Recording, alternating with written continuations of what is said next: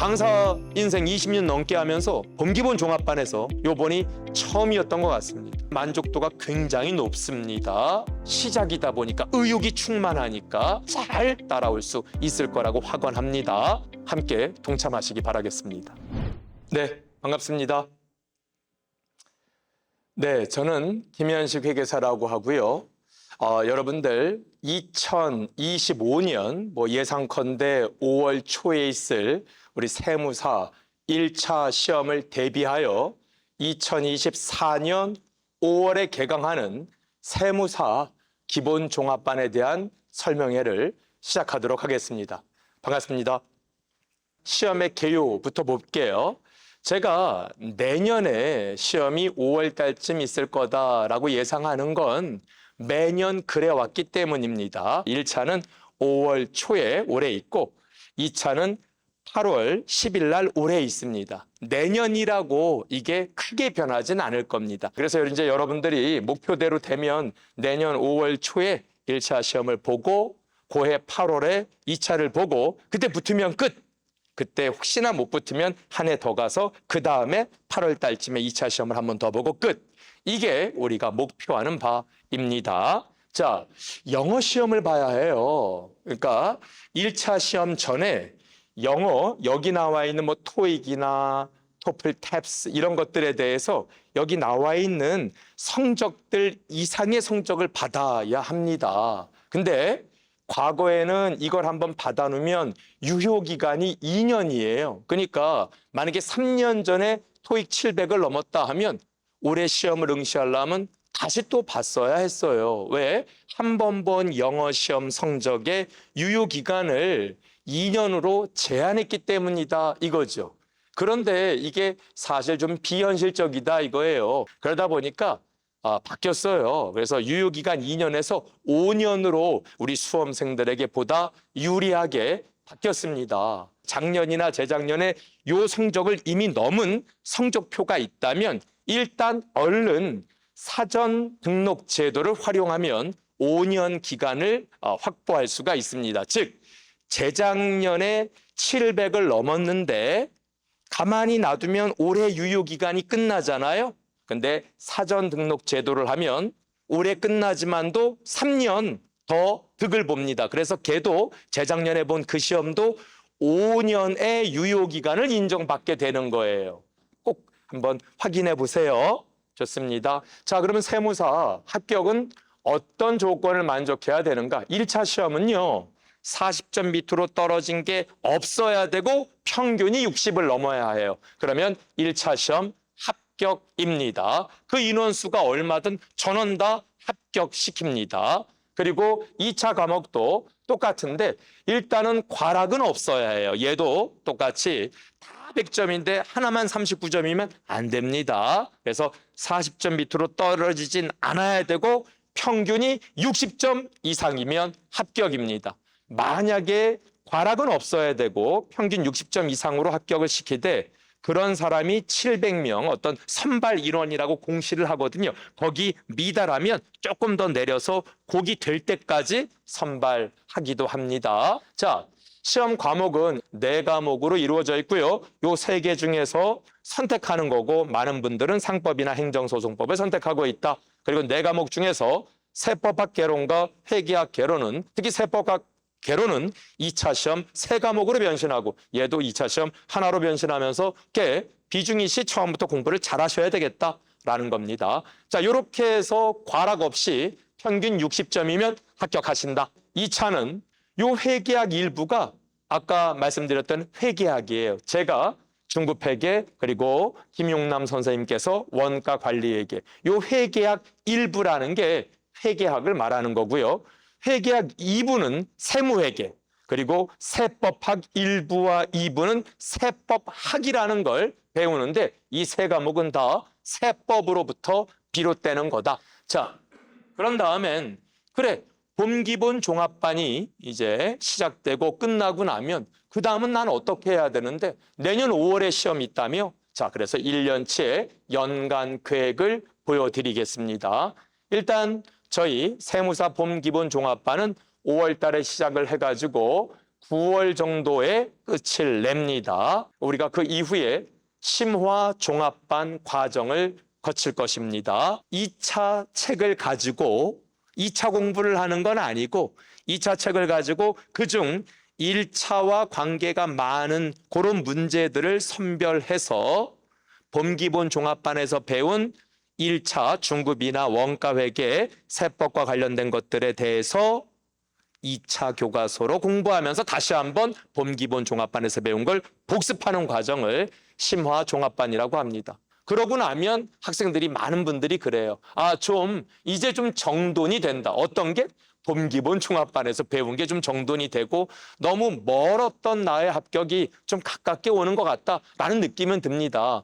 거기에 아주 확실한 종지부를 찍는 게 객관식 종합반입니다. 11월 달부터 해서 그 다음에 2월 정도까지 객관식 종합반으로 아까 우리 4과목 있지 않습니까? 전 과목 1차 대비 기출문제와 우리 강사들이 선별한 예상문제 같은 것들을 풀면서 문제도 공부하고 당연히 관련된 이론도 공부합니다. 그래서 객관식 종합반이 2월 말쯤 끝나요. 그런데 아까 시험은 5월 초쯤에 있다고 했죠. 파이널 리뷰는 여러분들의 그 불안한 마음, 너무 불안하다 보니까 아무것도 못할 것 같은 마음, 그런 것들을 저희가 다 잡아주기 위해 만든 그런 반입니다. 일주일 이렇게 하세요. 또 일주일 이렇게 하세요. 하면서 한 과목을 4주에 걸쳐서 쫙쫙 3월 달에 다시 한번 객관식 종합반에서 배웠던 걸 쭉 리뷰할 수 있게 만들어 놓았습니다. 또 4월 달이 남죠. 자, 이제부터는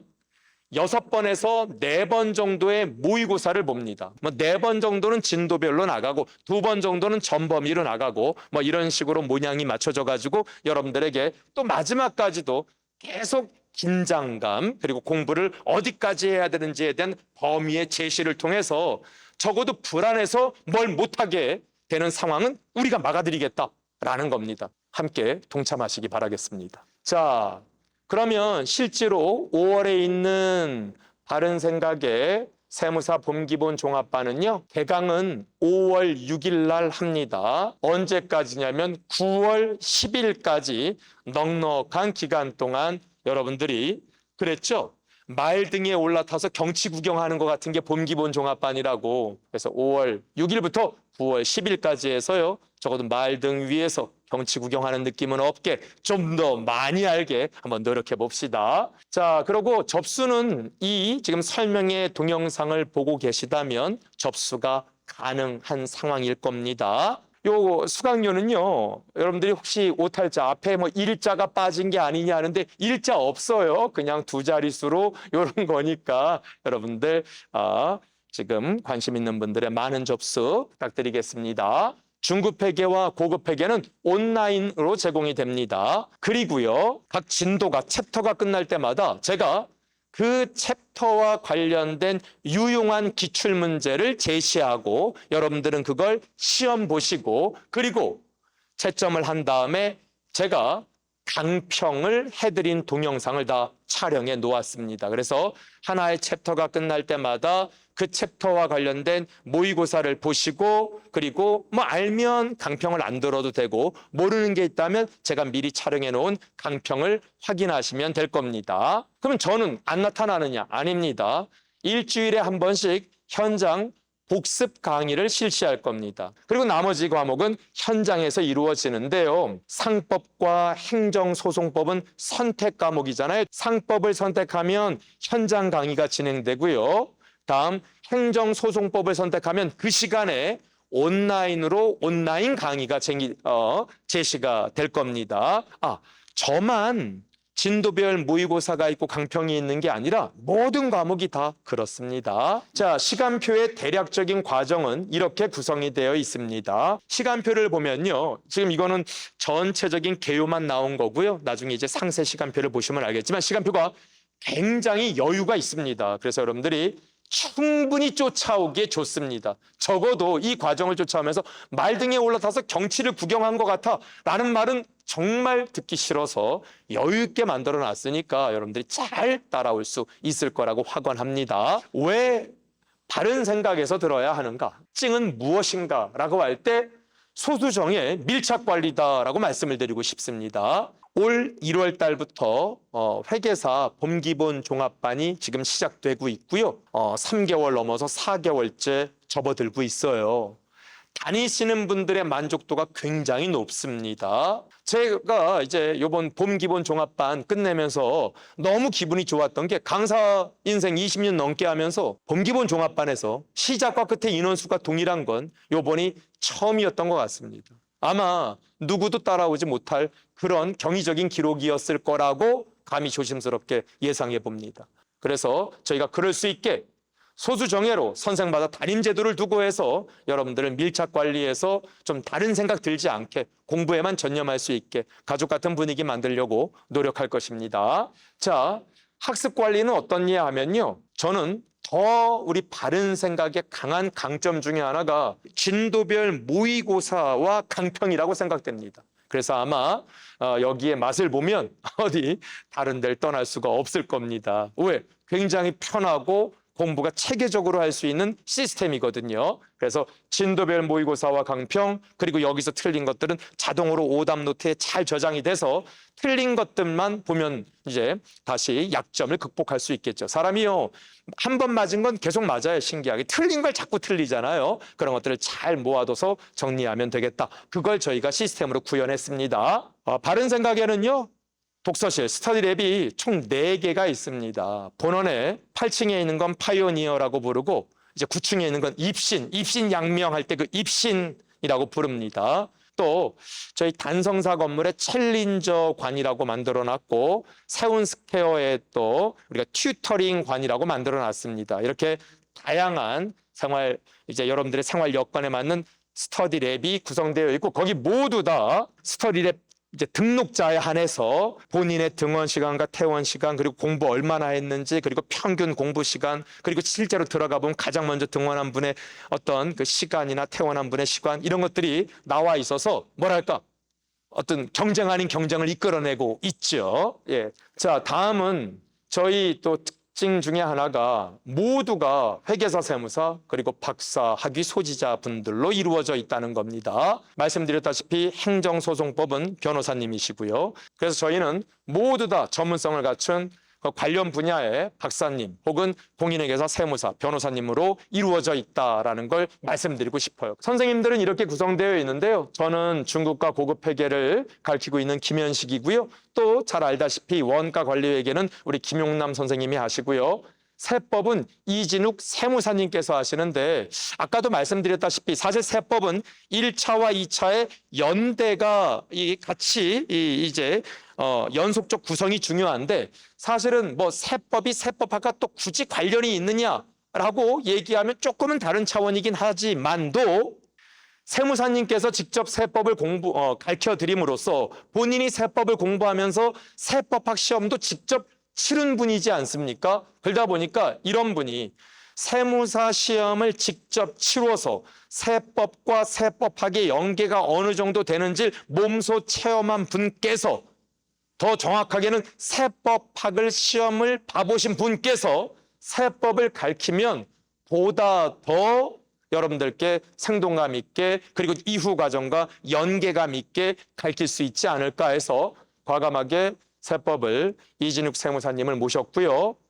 굉장히 강의 경험 오래되시고요. 또 공무원 쪽이나 이런 데서도 많은 강의 경험이 계시고요. 지금 또 개업해가지고 실무 경험도 매우 풍부한 세무사님이십니다. 그리고 재정학은 말씀드렸다시피 뭐 회계사나 세무사님께서 가르쳐도 좋지만 그 분야의 박사학위 소지자께서 또 우리 신경수 박사님이 직접 재정학을 가르쳐 주시는데 또 이분께서도 많은 이제 교수 경험이 계셔가지고 여러분들께 친절하고 자세하고 쉽게 알려드릴 수 있을 것이라고 믿습니다. 이수천 박사님은 상법 전담하시는데요. 이수천 박사님은 사실은 공인회계사이시기도 하고 또 상법 관련 박사학위 소지자이시기도 합니다. 그래서 보다 체계 있고 그다음에 명확한 상법을 또 여러분들께 쉽게 잘 전달하실 것으로 기대됩니다. 믿고요. 또 문일 선생님께서는 변호사이십니다. 그래서 행정소송법과 관련해서 변호사로서의 법률적 또 해석과 다양한 실무 사례들이 함께 여러분들께 강의 중에 풍부하게 제공이 돼서 보다 쉽게 이해할 수 있도록 여러분들께 또 좋은 강의 제공해 주실 거라고 믿습니다. 자, 그리고 이제 마지막으로는 독서실 이야기를 좀 해드릴 건데요. 사실 본원에 있는 8층과 9층에 있는 입신관하고 파이어니어는 많은 대기자들이 계십니다. 그 다음에 챌린저라고 여러분들이 다양한 생활 패턴에 맞춰서 만들어 놓은 챌린저가 단성사 건물에 있는데 거기도 꽉 찼다고 봐도 무관합니다. 꽉 차진 않았는데 꽉 찬 것 같은 느낌이죠. 더 차면 불편할 것 같은 서로 간에. 그래서 지금 조금 인원이 남은 게 저희 튜터링관이 좀 남았는데 여기는 세운스퀘어 별관 4층에 있습니다. 굉장히 넓은 1인당 면적이라는 건 사실 모든 저희 4개의 스터디랩이 다 그렇습니다. 책상을 보시면 알겠지만 다른 독서실에 비할 게 아닙니다. 그리고 모두 다 백색 소음기를 장착해서 공부에 집중할 수 있게 하고요. 사실 이거는 튜터링만의 어떤 장점은 아닙니다. 저희 바른생각이 운영하는 모든 스터디랩의 장점이기도 합니다. 근데 스터디룸은 사실은 세운스퀘어에 있는 튜터링관에만 있습니다. 요게 뭐가 좋냐면 사실은 이제 세무사 2차 공부를 할 때 세법학 같은 것들은 학생들이 자기네끼리 그룹을 이루어서 스터디를 팀별로 조별로 이렇게 스터디를 할 때가 있더라고요. 자기들끼리 주제를 만들어서 돌아가면서 주제를 발표하고 자기들끼리 시험도 보고 토론도 하는. 그러니까 어떤 공간이 좀 필요하지 않습니까? 거기에 최적화된 게 저희 튜터링관의 스터디룸입니다. 그래서 세무사 2차 공부를 하는 분들이 좀 좋아하는 곳이기도 합니다. 학습과 관련해서는 왜 이름을 튜터링이라고 지었냐면 일단 김윤상 선생님이라고 이제 경영학을 가르치기 때문에 여러분들과 수업 시간에 만날 일은 없지만 그래도 김윤상 선생님께서 여러분들 생활 지도를 해주십니다. 원한다면. 저도요, 여러분들이 상담을 원하면 가서 상담을 해드립니다. 그래서 튜터링이라고 합니다. 또한 아까 세법이나 세법학 이런 거 굉장히 우리 세무사 시험에서 중요하다고 했잖아요. 이런 분들도 여러분이 원하면 가서 상담을 해드립니다. 그냥 그 독서실을 이용한다는 이유만으로 저 좀 상담을 원합니다 하면 상담을 다 해드릴 겁니다. 그래서 재무회계나 세법, 세법학 등 교수님들과 면담이 가능하고요. 생활 상담도 가능한 게 여기 튜터링관이에요. 이 장점만 얘기하면 안 되죠. 본원에서 한 15분 정도 걸려요. 근데 이 산책길에 중간에 뭐 공원도 있고 해가지고 그렇게 멀게 느껴지진 않는데 그래도 15분이라는 게 어떤 분한테는 너무 먼 길인데 또 이럴 수도 있을 거고요. 15분은요 굉장히 천천히 걸었을 때 우리 여학생분들 중에서도 가장 걸음 느린 분 기준이에요. 왜냐하면 빠른 사람으로 뭐 3분에도 뛰어가면 되지 뭐 미친 듯이 뛰어가면. 근데 그런 건 거짓말이니까. 그래서 한 15분 정도 넉넉하게 걸었을 때 거리감이 있습니다. 자, 그래서요. 튜터링은 여러분들 어떤 저희 바른생각 스터디랩 성원의 감사함을 보답하고자 이렇게 장기 할인에 대해서 프로모션을 지금 하고 있어요. 그래서 이게요 점점 장기로 갈수록 꽤 적지 않은 돈, 굉장히 의미 있는 돈으로 할인이 되고 있어요. 그래서 관심 있는 분들은 가서 한번 상담해 보고 자리도 한번 보시고 해도 나쁘지 않을 겁니다. 물론 챌린저나 파이오니어를 여러분들이 기다리셨다가 등록하는 것도 안 되는 건 아닙니다. 자, 이렇게 해서 여러분과 관련된 2025년 세무사 1차 대비 2024년 세무사 봄기본 종합반과 관련된 설명회를 모두 마치도록 하겠습니다. 현장에서 이제 뵙게 되면 정말 늘상 제가 하는 말 최선을 다해 가르쳐 드리겠습니다. 현장에서 뵙기를 희망합니다. 이상으로 모든 설명회를 마치겠습니다. 고맙습니다.